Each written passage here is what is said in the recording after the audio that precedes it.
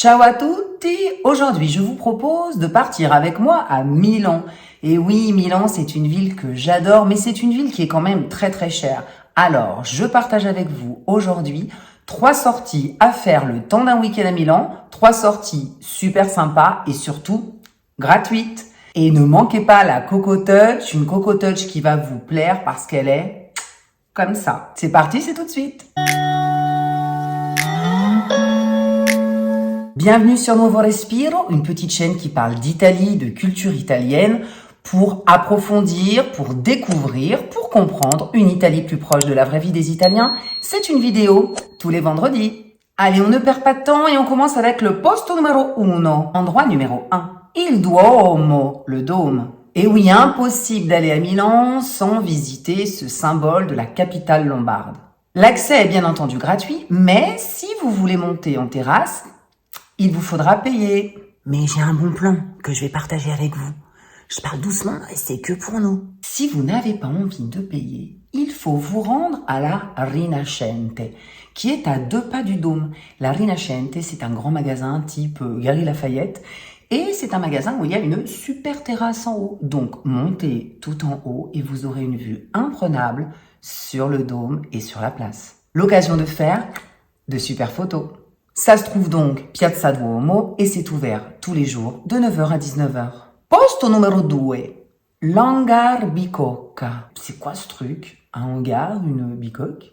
Mais non, il s'agit d'un musée et il s'agit d'un musée d'art contemporain où l'on trouve des expositions temporaires et permanentes. Il peut accueillir des installations gigantesques car le musée se trouve dans une ancienne usine Pirelli. Et il y a 10 900 mètres carrés de galeries. En ce moment et jusqu'au 23 février 2023, il y a une exposition de Bruce Nauman. Neons, Corridors, Rooms.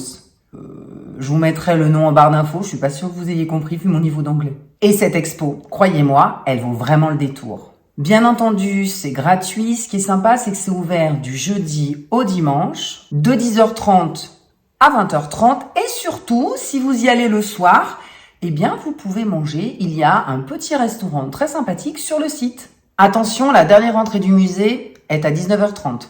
Posto numero 3, la Fiera di Senigallia. Alors, ça s'appelle la Fiera, mais c'est pas une foire. C'est le marché aux puces le plus ancien de la ville. Il y a une centaine de stands où on trouve de tout. C'est une véritable caverne d'Ali Baba où il y a quincaillerie, surplus militaire, carte postale, vieux tableaux. Le petit truc en plus que je vous conseille, si vous êtes fan de vinyle, c'est d'aller fouiner là-bas. Vous devriez dénicher de véritables trésors. C'est tous les samedis de 8h à 18h. Bien entendu, vous retrouverez toutes les adresses et tous les horaires en barre d'infos. Et maintenant, la Coco Touch du jour. Bon, elle est gentille, la Coco, hein. Mais bon, Milan, on va pas y aller à pied.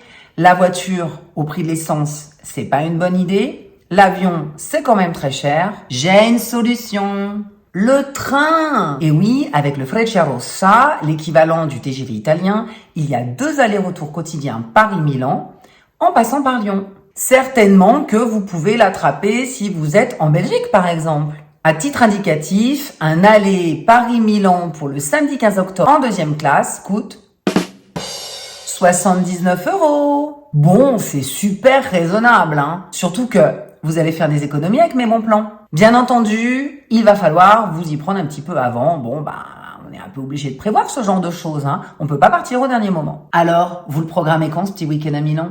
Dites-le moi dans les commentaires. Moi, en tout cas, je vous remercie et je vous dis à vendredi pour un nuovo respiro. Ciao, ciao!